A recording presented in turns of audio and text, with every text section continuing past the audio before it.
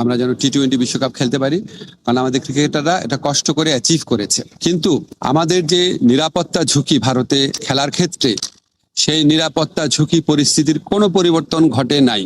আজকের অনুষ্ঠানটি অন্যরকম বা বিশেষ হয়েছে যার জন্য তার নাম বা তাকে এখানে স্ক্রিনে দেখা যাচ্ছে, সুতরাং আপনারা সবাই তাকে চেনেন, তার জন্য আর অন্য কোনো বিষয় দেওয়ার দরকার নাই। সাকিব আল হাসানকে স্বাগত জানাচ্ছি জার্মানি বনশন থেকে। সাকিব, আপনাকে স্বাগত জানাই। সাকিব এই মুহূর্তে আছেন মার্কিন যুক্তরাষ্ট্রের উইসকনসিন অঙ্গরাজ্যের মেডিসনে। আমাদের সঙ্গে আছেন ঢাকা বিশ্ববিদ্যালয়ের আইন বিভাগের অধ্যাপক professor doctor Asif Nazrul. Doctor Asif Nazrul, আপনাকেও আমাদের অনুষ্ঠানে স্বাগত জানাই। আপনার যে এই সময়টা, যে সময়টার মধ্যে আপনি আসলে ক্রিকেট খেলতে পারছেন না, এই সময়টা আপনি কিভাবে কোপ আপ করছেন, যে মানে দলের ভেতরে বাইরে আপনার যে অবস্থান সে সবকিছু মিলিয়ে? সিচুয়েশন তো অবশ্যই আমার জন্য খুবই ডিফিকাল্ট, টাফ। এটা তো মনের পেছনে সবসময় মনে হতেই থাকে যে না, আমি খেলতে পারছি না কিংবা খেলতে পারবো না। হ্যাঁ, যদিও এখন কোনো খেলাই হচ্ছে না, আনসার্টেনটিতে আছে কখন খেলা শুরু হবে কিংবা কখন হবে না। বাট যখনই হবে তারপরেও তো আমি জানি না যে আমি আসলে, আমার টাইম তো আছে আরো প্রায় 6 মাস, 5.5 মাস, 6 মাসের মতো। আমার তো অতদিন বাকি আছে। সো যদি নেক্সট 1 মাস পরে খেলা শুরু হয়ে যায়, সো আমি আরো 4 মাস, 5 মাস, 6 মাস পরে খেলবো। তো ওই জায়গাটা তো অবশ্যই খারাপ লাগে এবং খারাপ লাগার মতোই বিষয়। বাট আমার কাছে মনে হয় এটাও একটা এক্সপেরিয়েন্স, শেখার অনেক কিছু আছে। আসলে অনেক সময় বা অনেক কিছুই আমরা অবহেলা ছলে দেখি কিংবা নেয়ার চেষ্টা করি, যেটা আসলে নেওয়া উচিত না। আমার কাছে মনে হয় এই বড় শিক্ষাটা আমি খুব ভালোভাবে পেয়েছি। আপনার সাথে যখন আমার লাস্ট কথা হয়েছিল 2016 সালে, তখনও আপনি তার কিছুদিন আগে আপনার কিছুটা ব্যানের মধ্যে দিয়ে আপনি যাচ্ছিলেন, সেটি একটি অন্য কারণে, এবং তখন আপনি বলেছিলেন যে খেলা না থাকলে আপনার পক্ষে এইটা মেনে নেওয়া অনেক কঠিন, খেলাটা আপনি এতই এনজয় করেন আসলে। স্বাভাবিক, একটা প্লেয়ারের জন্য মাঠে আসলে থাকাটাই সব থেকে বড় ইম্পর্টেন্ট। মানে মাঠে না যাওয়াটাই হচ্ছে সব থেকে কষ্টের বিষয়। রাইট। ধরেন আমি খেলছি, কোথায় খেলছি অত ইম্পর্টেন্ট না, আমি যে খেলছি এটাই আমার কাছে ইম্পর্টেন্ট। সো ওই জায়গাটাতে যখন আপনি যেতে পারছেন না কিংবা খেলতে পারছেন না, স্বাভাবিকভাবে অনেক অনেক খারাপ লাগার বিষয় এখানে থাকে। সাকিব, আপনার কাছে আরেকটু সিরিয়াস বিষয়টা কথা বলি। আপনি সর্বশেষ আমরা দেখেছি যে আপনি খেলোয়াড়দের অধিকার নিয়ে একটি সংবাদ সম্মেলন করেছিলেন, খেলোয়াড়রা আপনাদের পাশে ছিলেন, এবং কিছু কিছু বিষয় যেগুলি খুবই যৌক্তিক বোর্ডের কাছে আপনি আসলে উপস্থাপন করেছিলেন। সেই উপস্থাপন করে আপনি যেই দাবিগুলি জানিয়েছেন তার কতগুলি মানা হয়েছিল সঙ্গে সঙ্গে, তার কতগুলি কিছুদিন পরে মানা হয়েছিল, সেই দাবিগুলি সম্পর্কে বা সেই বিষয়গুলি নিয়ে আপনি আর কোনো খোঁজ রাখছেন কিনা, বা কেউ আপনার কাছে আর কোনো কিছু বলছে কিনা, আপনার কাছে কতটা কি মনে হচ্ছে যে সেই দাবিগুলি কতটা মানা হয়েছে? আসলে আমি শিওর যে প্লেয়াররা সবাই সবার সাথে তো ডিসকাস করেই, বাট আমার কাছে মনে হয় যে মোটামুটি বেসিক যে বা চাওয়া পাওয়া প্লেয়ারদের ছিল সবগুলাই ফুলফিল হয়েছে।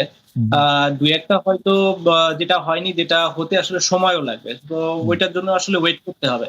আর বাকি বেশিরভাগই চাওয়া পাওয়া তো আমার মনে হয় যে ফুলফিলই হয়ে গিয়েছে। এই কারণে প্লেয়াররাও সবাই খুশি। তারা এখন চায় যত বেশি খেলা হোক এবং মাঠে থাকতে।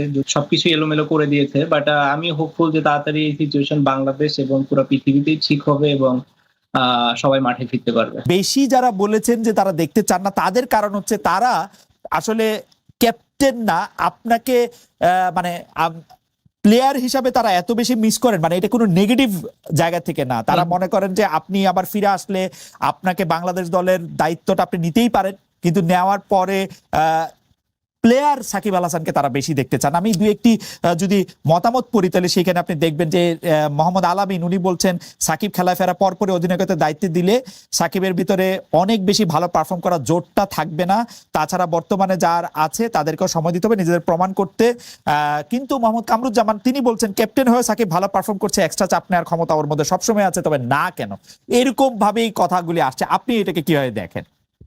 এরকম আরো মতামত আছে, আমি লম্বা সময় ধরে পড়ে যেতে পারি, কিন্তু আপনার মতামত। সবার আগে তো আমি খেলায় ফিরতে চাই।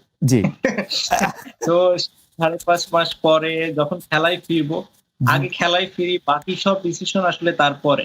তার আগে আসলে অন্য কোনো ডিসিশন নাই। এখন সবার আগে হচ্ছে যে কিভাবে সময়টা তাড়াতাড়ি যাবে, তাড়াতাড়ি শেষ হবে, কিভাবে আমি যেখানে থেকে আসলে খেলাটা আমার বন্ধ হয়েছে সেখান থেকে যেন আমি আবার শুরু করতে পারি, সেটা হচ্ছে আমার কাছে সব থেকে বড় চ্যালেঞ্জ এবং সব থেকে বড় মানে নিজের প্রতি নিজের একটা এক্সপেকটেশন, যে যেখান থেকে আমি শেষ করেছি ওইখান থেকে যেন আমি শুরু করতে পারি।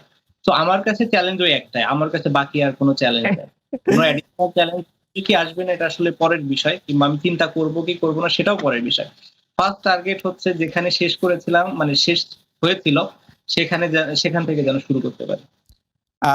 সাকিব, আপনাকে দেখে আমার চোখের দেখা যেরকম মনে হচ্ছে আপনি কি একটু ওজন কমিয়েছেন, বা আমরা যদি প্রশ্নটা অন্যভাবে করি যে আপনি ফিটনেস ধরে রাখার জন্য কি কি করছেন সেটা নিয়েও দর্শকদের অনেক আগ্রহ আছে। মানে you look very fit, agile, এবং মনে হচ্ছে যে আপনি বয়সও অনেকখানি কমেছে, আপনার চুল টুল বড় হওয়ার কারণে একটা হইতে পারে। ওয়ার্ল্ড কাপের পর থেকেই তো ওয়েটটা অনেক কন্ট্রোলের ভেতরে ছিল। বাসার ভেতরে থাকি, বাসার ভেতরে যেহেতু থাকা হয় স্বাভাবিকভাবেই বয়সটা একটু কম লাগতে পারে, আর চুল টুল বড় হয়ে গিয়েছে, তো এটা আর একটা রিজন। বিশ্বকাপ আপনার, আমরা জানি বিশ্বকাপে আপনার যে পারফরমেন্স, মানে এটা যে কোনো খেলোয়াড়ের জন্য এটা একটা ড্রিম পারফরমেন্স ক্রিকেট বা বেশি একটা তো আসলে আমি দূরের চিন্তা কখনোই করতে চাই না, বাট হ্যাঁ। যদি বলি যে নেক্সট ওয়ার্ল্ড কাপ, এভাবে চিন্তা করলে মানে নেক্সট ওয়ার্ল্ড কাপই তো। হ্যাঁ, তো সেখানে একটু তো অবশ্যই একটা ব্যাকআপ মাইন্ড একটা চিন্তা থাকে, যদি সুযোগ আসে খেলতে পারি, ফিটনেস থাকে, পারফরমেন্স থাকে। আমার মনে হয় যে আমাদের খুব ভালো করার সুযোগ আছে। আমি খুব মনে প্রাণে আসলে বিশ্বাস করেছিলাম যে এবারও আমাদের ভালো করার সুযোগ আছে। আমরা খুব কাছাকাছিও ছিলাম, হয়তো ছোটখাটো দুই একটা কারণে আমরা আমাদের পুরো পোটেনশিয়াল অনুযায়ী আসলে খেলতে পারিনি, বাট আমরা এই এই জিনিসটা চেঞ্জ করতে পারবো, এবং আমরা যে ধরনের টার্গেট নিয়ে যাব সেই টার্গেট অ্যাচিভ করতে পারবো বলে আমার মনে হয়। এবং যেহেতু এশিয়াতে খেলা, সাবকন্টিনেন্টে খেলা, মানে আমাদেরকে অন্য টিমদের আসলে ভয় করা উচিত হবে বলে মনে করি ওই সময়টাতে। এখন যেভাবে আমাদের ক্রিকেটের অবস্থা আছে বা রিবিল্ডিং একটা সিচুয়েশনে আছে, হয়তো এর ভেতরে খুব ভালো একটা পর্যায়ে চলে আসতো বলে আমি বিশ্বাস করি টিম। হয়তো এটা কিছুদিন সময় লাগবে, বাট ওয়ার্ল্ড কাপের আগে আমার কাছে মনে হয় আমরা খুব ব্যালেন্স ভালো একটা দল নিয়ে ওয়ার্ল্ড কাপে যেতে পারবো। বলি যে এরকম জনশ্রুতি চালু আছে যে আপনিও 2019 সালে 18 সালে যে নির্বাচন হয়েছিল সেই নির্বাচনে কম্পিট করতে চেয়েছেন প্রধানমন্ত্রী শেখ হাসিনার কাছে গিয়ে। মানে একরকম আমরা এরকম শুনেছি যে সাকিবও আসলে এমপি নির্বাচন করবেন বা এমপি হবেন, এমনকি আমরা এতদূর পর্যন্ত শুনতে পেয়েছিলাম যে সাকিব আসলে আরো বড় কিছু পেতে যাচ্ছেন। ঘটনাটা কি ঠিক? আপনি কি আসলে এমপি হতে চেয়েছিলেন 2018 সালে? আসলে কিছু জিনিস আসলে এটা খুব গোপনীয় সিচুয়েশনে থাকাই ভালো, খুব